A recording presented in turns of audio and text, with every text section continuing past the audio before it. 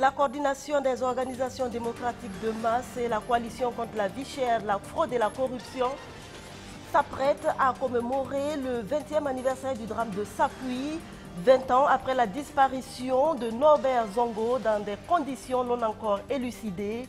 La lumière est sur le point d'être faite sur cette tragédie d'après ces organisations qui font référence à l'avis favorable émis hier par la justice française quant à l'extradition de François Compaoré, principal accusé dans cette affaire.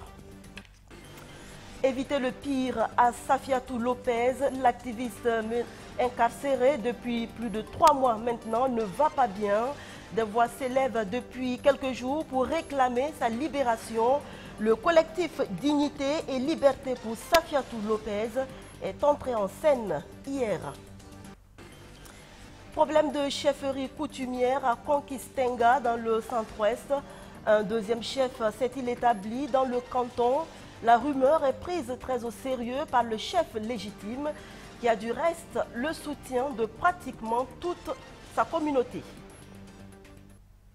Bonsoir, soyez les bienvenus.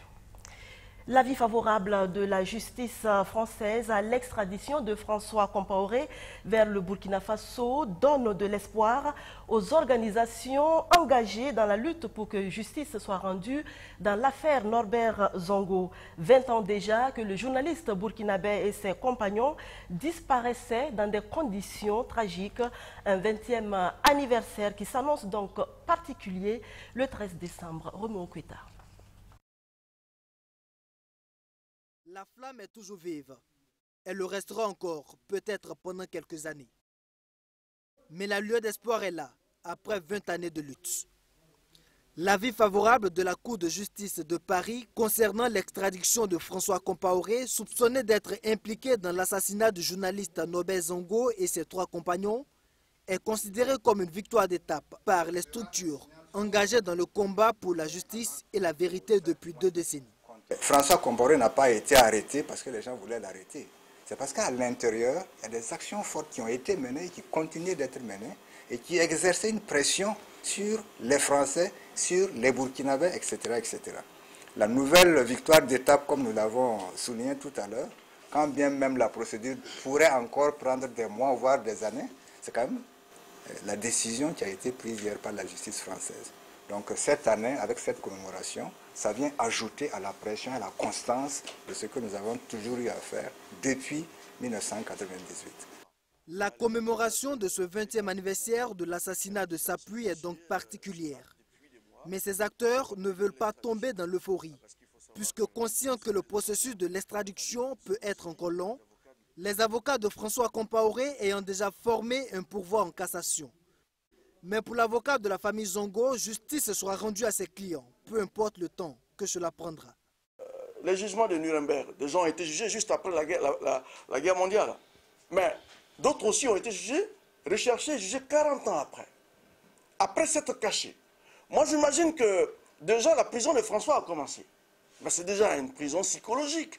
Il traverse le monde aujourd'hui, même s'il peut parcourir le monde, en ayant toujours à l'esprit qu'à tout moment, dans un aéroport, n'importe où il peut être pris et extradé au Burkina. C'est une forme de prison. C'est pour cela que moi je pensais que sa libération viendrait d'un choix volontaire à venir répondre et à savoir qu'est-ce que la justice lui réserve comme sort. L'événement sera commémoré le 13 décembre prochain sous le thème « 20 ans après, renforçant la lutte pour la vérité pour Norbert Zongo et ses 3 compagnons contre l'impunité, les crimes de sang et les crimes économiques ». Il sera ponctué par un dépôt de gerbes de fleurs au cimetière de Gouguin, une marche meeting et la projection de films documentaires sur les 20 années de lutte de la CCVC. Safiatou Lopez ne va pas bien face à la presse hier soir à Ouagadougou. Le collectif d'organisation de la société civile qui défend ses intérêts tire la sonnette d'alarme. Si rien n'est fait, l'activiste accusé de tentative de déstabilisation du pouvoir en place et incarcéré depuis plus de 3 mois maintenant risque le pire. Sandrine Zougouri. Après 3 mois d'incarcération de sa camarade, le collectif Dignité et Liberté pour Safiatou Lopez tape du poing sur la table. Car, dit-il, les accusations portées contre Safiatou Lopez sont purement et simplement une mise en scène. Qualifié de prisonnier d'opinion du pouvoir en place, le collectif exige sans condition sa libération. 3 mois sans que le dossier ne puisse avancer, c'est vraiment trop. Nous demandons simplement que on puisse remettre notre camarade en liberté, quitte à ce que même le dossier d'instruction puisse suivre son cours. Parce que nous savons qu'en l'état, il serait difficile qu'il y ait un procès. Pour avoir un procès, quand même, il faut des éléments. Et nous n'avons pas d'éléments, ils n'ont pas d'éléments en réalité. Ils n'ont pas retrouvé d'armes chez elle, il n'y a rien. Les 2 qu'ils ont arrêtés également ne reconnaissent pas les faits. Donc il y a un problème. Donc on voit clairement que c'est une question politique. Affaire Safiatou Lopez, le collectif dénonce également les lenteurs de la justice burkinabé. 3 mois sans une évolution significative, la détention de Safiatou Lopez est une violation des droits humains, selon Abraham Badolo et ses camarades qui estiment que cette affaire est un règlement de compte. Sous Blaise Compaoré, nous avons critiqué et beaucoup n'ont pas été inquiétés. Aujourd'hui, quand vous critiquez le régime MPP, des gens qui ont fait leur mea culpa, quelques mois avant la chute du régime Compaoré, des gens qui ont été comptables également de tout ce que Blaise Compaoré a eu à faire pendant ces 27 ans, quand vous les critiquez, vous êtes bâillonnés. Vraiment, quand vous suivez tout ce qui se passe dans le Burkina post-insurrectionnel, certains actes et actions nous amènent souvent à nous poser pas mal de questions si nous avons même bien fait d'accepter ceux qui ont eu à faire le mea culpa à un certain moment donné et de rejoindre le peuple dans la lutte, ou est-ce que si nous avons bien fait même d'être sortis les 30 et le 31. Parce qu'il faut le dire, il faut le reconnaître, tout est pire qu'avant. Face à la presse, l'état de santé de l'activiste est revenu sur la table. Interné depuis quelques semaines pour des soins, l'état de Safiatou Lopez serait un peu critique. Que ce soit des raisons, des problèmes musculaires ou des nerfs, toujours est-il qu'elle ne peut pas se tenir debout. Elle se déplace en fauteuil roulant. C'est dans cet état qu'elle a été emmenée de la Mako jusqu'à la clinique. Et jusqu'aujourd'hui, il n'y a pas une évolution. Et on peut penser, au cas où le médecin, après les examens et son diagnostic, conclut à une évacuation, qu'est-ce que cela va être? Parce que juridiquement, sa situation est très floue. Puisqu'elle n'est pas encore inculpée, elle n'est pas en liberté provisoire. Détenue à la maison d'arrêt de correction de Ouagadougou depuis le 29 août dernier. Pourtant, sa place serait à la Maka, car elle est poursuivie par la justice militaire et non par le tribunal de grande instance de Ouagadougou, selon le collectif. Après cette conférence, le collectif compte redoubler d'efforts afin d'obtenir la libération de sa camarade et rien ne l'empêchera d'exprimer son mécontentement. Le mécontentement aussi des populations de Konkistenga qui en veut à leur chef. S'interroge-t-elle si c'est le Moronaba comme il se susurre? Cela n'a pas de sens. Le canton de Konkistenga dans le centre-ouest fait partie des 5 royaumes Mossi autonomes. Pas question pour elle de se laisser imposer un chef par Ouagadougou. À l'occasion du Napoussoum samedi dernier, elles n'ont pas manqué d'adouber leur chef bien-aimé, le Naba Bango de Konkistenga, Abdourazak Traoré. Du haut de son fauteuil royal et installé majestueusement, Naba Bango contemple ce qu'il convient d'appeler les signes d'une bonne santé de son canton. Il reçoit en offrande des échantillons de toute première récolte, de la volaille entre autres de ses sujets. C'est la tradition qui le recommande ainsi. Les princes des 26 villages que compte le Konkistenga font allégeance à l'occasion du Nab Poussougou ou la cérémonie de salutation du chef. Cette année, la célébration est toute particulière. En plus des princes, ce sont les chefs des villages eux-mêmes qui sont venus témoigner leur soutien indéfectible à leur Naba.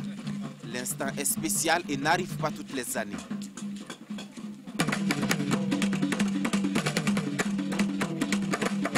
Alors que vaut l'honneur de la visite de la trentaine de bonnets rouges, pourrait-on se demander?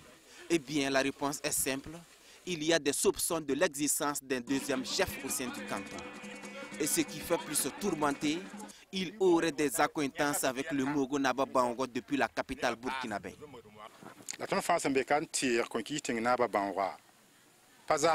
Et leur soutien, c'est au chef de canton de Conquistenga et qui n'ont pas de Naba Bongo, qui n'ont pas autre personne autre que le Naba Bongo pour le soutenir. Tout ce qu'ils apprennent, c'est les politiciens qui enveniment la situation. Sinon, ils savent que là où se trouve la réalité. Si le sujet préoccupe tant, c'est parce que la logique qui est développée établit clairement une autonomie du canton vis-à-vis de celui de Ouagadougou, à l'instar d'autres royaumes. Le royaume de Konki-Senga, la principauté, je vous l'ai dit, de Konki-Senga est autonome par rapport à Ouagadougou parce que nous sommes fils du Moro Naba Koumdoumie et nous n'avons fait que sortir et agrandir l'empire du Moro. C'est pour ça que nous sommes autonomes, indépendants, calqués sur le modèle de Ouagadougou. Il y a au moins 5 royaumes autonomes, puisqu'il y a 5 grands et 5 petits royaumes autonomes. Il s'agit de Konki-Senga, de Tembokin, il s'agit de Mané, il s'agit de Yako et de Rizia. Nous sommes tous autonomes. On se salue le bonnet à la tête. Se saluer le bonnet à la tête, justement, c'est dans cette dynamique que se positionne le Naba Bongo de Konki-Senga. Il ne conçoit donc pas une quelconque immixtion de Ouagadougou dans les affaires internes de son canton. Nous n'acceptons pas la force. Nous allons nous révolter si c'est avéré. Le canton de Konki-Senga règne sur une trentaine de villages rattachés à 3 communes rurales de la région du centre-ouest. La région du centre-sud et Manga s'apprête à célébrer le 58e anniversaire de l'indépendance du Burkina Faso. Les activités se succèdent depuis dimanche dernier, après que les organisateurs du 11 décembre 2018 aient lancé les festivités. Ce mardi a eu lieu la cérémonie de remise de box de sécurité à la direction régionale de la police du centre-sud, une initiative de l'Office national des télécommunications qui poursuit à Manga ses actions citoyennes. Abdoulaziz Saré, Madina Sienou.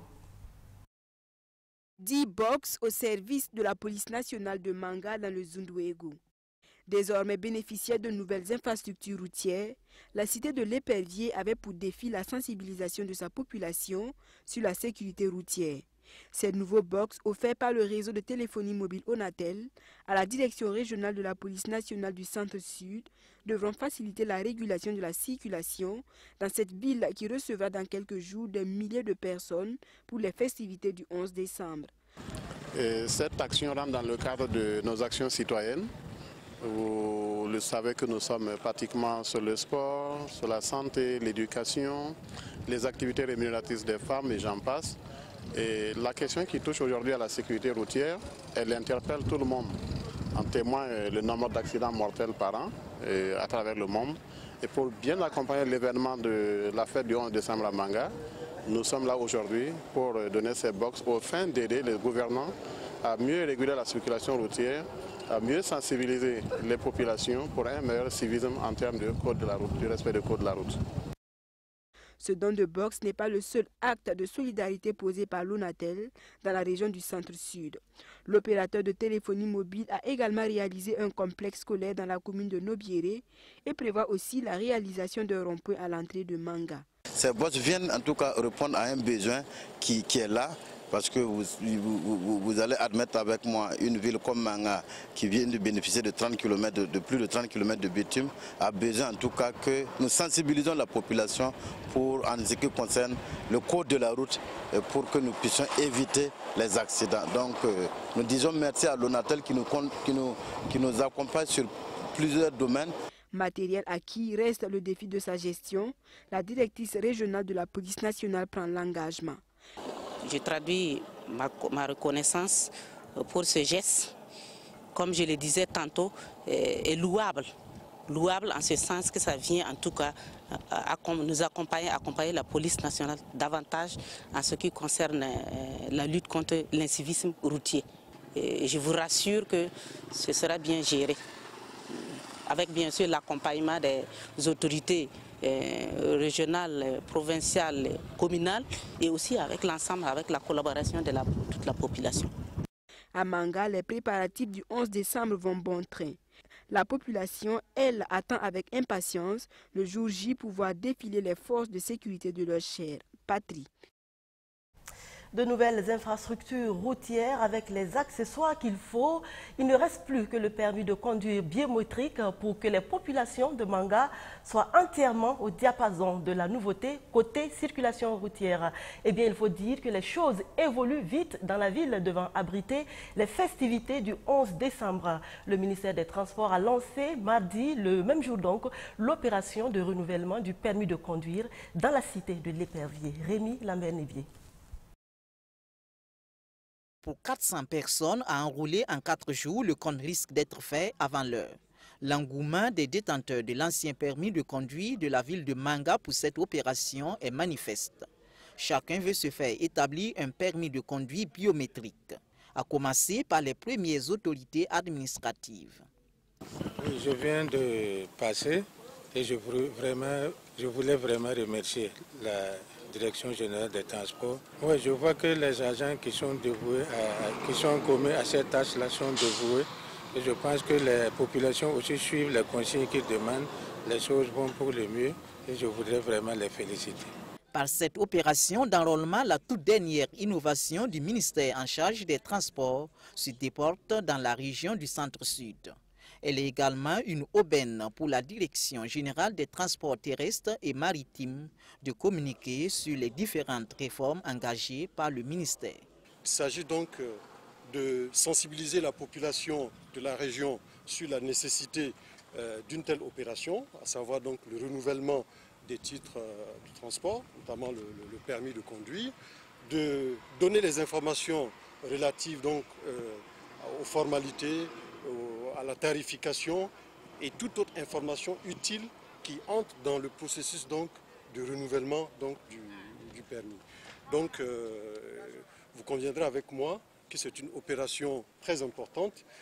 Cette opération d'enrôlement née de l'initiative de la municipalité de Manga s'inscrit également dans le cadre des activités de commémoration de la fête nationale que la ville s'apprête à accueillir le 11 décembre prochain.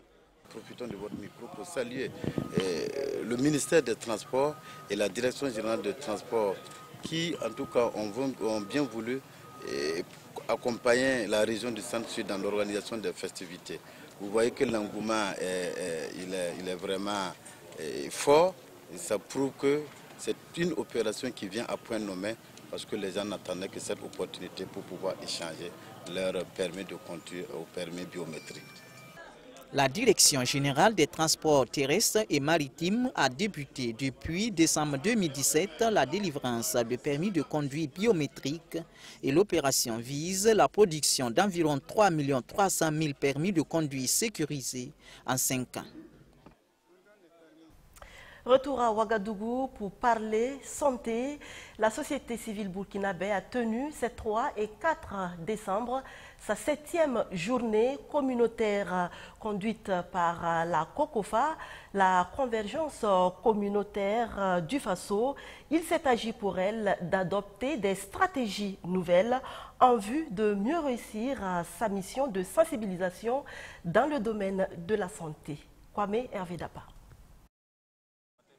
Voilà, ici vous avez par exemple le nettoyage d'un CSPS.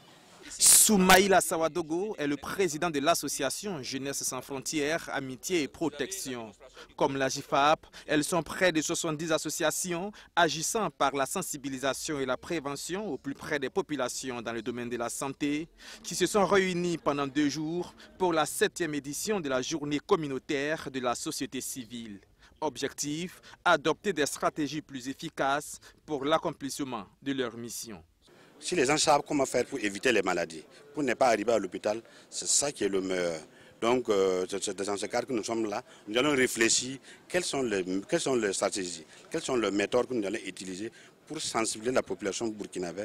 La mission est grande et exigeante. Elle nécessite surtout d'importants moyens, pas toujours accessibles aux associations. Ces dernières comptent sur l'apport des partenaires techniques et financiers et sur l'accompagnement de l'État pour qui elles sont les premiers relais au plus près des populations. La part contributive de l'État, c'est l'accompagnement surtout technique. Aujourd'hui, il faut reconnaître, l'État fait de la contractualisation du monde communautaire un enjeu d'accompagnement de cette communauté pour pouvoir nous accompagner. Et donc nous signons des conventions avec l'ensemble des associations, l'ensemble des ONG pour faciliter leur reconnaissance sur le terrain et les accompagner techniquement aux besoins. Défis et enjeux de l'implication communautaire pour la promotion des droits humains et genres dans la couverture de santé universelle au Burkina Faso, VIH, paludisme, c'est sous ce thème que s'est tenue l'édition 2018 de la journée communautaire de la société civile. Et on reparle ce soir des journées nationales de la qualité. Elles se sont déroulées du 28 au 30 novembre 2018.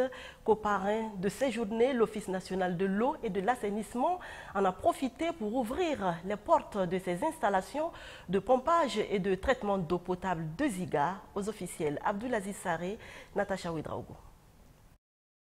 Des agents de l'Office national de l'eau et de l'assainissement et leurs amis inspectant le centre de traitement et d'approvisionnement d'eau de Ziga 1 et 2, dans le cadre des journées nationales de qualité co-organisées par l'Association burkinabé pour le management et la qualité ABMAC et l'Agence burkinabé de normalisation ABNorm.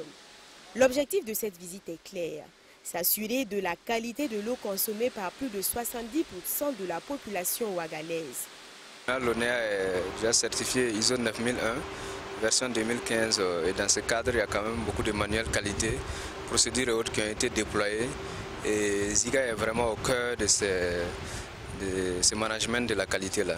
Le laboratoire national de santé publique a également fait le contrôle sur le réseau pour s'assurer véritablement que l'eau que nous sortons est vraiment conforme aux normes, de sorte à vraiment satisfaire la clientèle et mettre la population à l'abri de tout problème hydrique. Ziga 1 et 2 ont respectivement une capacité de production de 3000 et 7500 mètres cubes d'eau par heure. Alors au niveau du traitement de l'eau, il y a plusieurs étapes. Vous avez une première étape, donc qui est l'aération de l'eau. Cette aération, c'est un processus physique. Après cette étape, vous avez donc la coagulation-floculation. Et cette eau va aller à l'étape suivante qui est la filtration. Et après l'étape de filtration, donc, vous avez une eau très claire qui sera maintenant désinfectée. Désinfectée pour éliminer tout ce qui pourrait avoir comme germe dans l'eau. Et c'est après cette désinfection qu'on parle donc d'eau potable. Doté désormais de 4 nouvelles pompes plus robustes, le centre de traitement et d'approvisionnement d'eau de Ziga a aujourd'hui une capacité de production qui dépasse largement la demande. En plus, son barrage bâti sur le fleuve Nakambe peut lui permettre d'approvisionner la ville de Ouagadougou et environnante pendant 2 saisons sans pluie. C'est sans surprise donc que l'ONEA a été couronnée à l'issue de ces journées nationales de la qualité, 23e du genre, tout comme l'Office national de l'eau et de l'assainissement. D'autres entreprises qui se sont illustrées de façon positive en matière de qualité ont vu leurs efforts récompensés. La 7e édition du prix de la qualité a eu lieu vendredi dernier. Le récit de Mamounata Kabouré. Pour avoir fait montre de qualité dans leur entreprise respective ou encore pour avoir fait preuve d'innovation ou d'orientation dans la productivité, ces entreprises burkinabées voient ici leurs efforts récompensés. C'est la qualité et l'excellence dans la production qui sont ainsi célébrées et magnifiées. 20 au départ dans la course vers l'excellence entrepreneuriale. Elles sont au total 8 entreprises à recevoir des prix par catégorie et par niveau et 6 à recevoir des prix spéciaux relatifs au leadership et à la réalisation de produits, sans compter les 5 lauréats du prix productivité membres.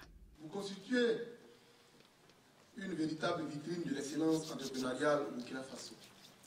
Car la qualité au sein des entreprises burkinabées récompensées aujourd'hui est tout à fait capitale et il faut admettre que la réputation d'un service tient souvent à la qualité de son accueil, de son travail administratif et de ses prestations. Je veux aussi saluer les entreprises membres de l'ABMAC dans leur recherche constante d'amélioration de la productivité à travers le prix productivité membre 2018 et PM Abema. Les prix burkinabés de la qualité et de la productivité apparaissent comme de véritables instruments pour l'opérationnalisation de références ciel qu'est le plan national de développement économique et social, le MDS, auquel j'attache beaucoup de prix. La cérémonie de remise de ces prix vient couronner la célébration conjointe des 28e Journées nationales de la qualité et de la 7e édition du prix burkinabé de la qualité, organisée respectivement par l'ABEMAC, l'Association burkinabé de management de la qualité et l'ABENORM, l'Agence burkinabé de normalisation de la métrologie et de la qualité.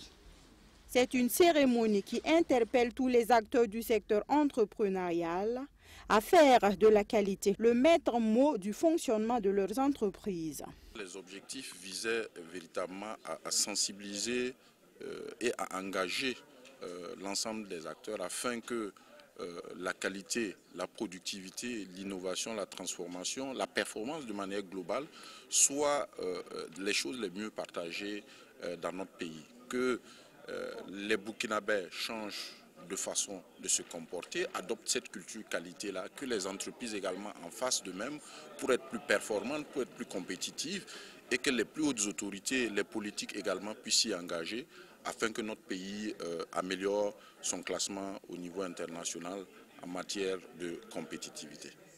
Placé sous le thème « La productivité, un accélérateur pour la performance et la compétitivité au Burkina », les Journées nationales de la qualité 2018, c'était 3 jours d'activité et de réflexion sur la qualité dans l'entrepreneuriat. Et parlant de qualité humaine, Confucius a dit, je cite, « Tous les hommes ne peuvent pas être grands, mais tous peuvent être bons ». Fin de citation et fin de cette édition. À demain. Merci.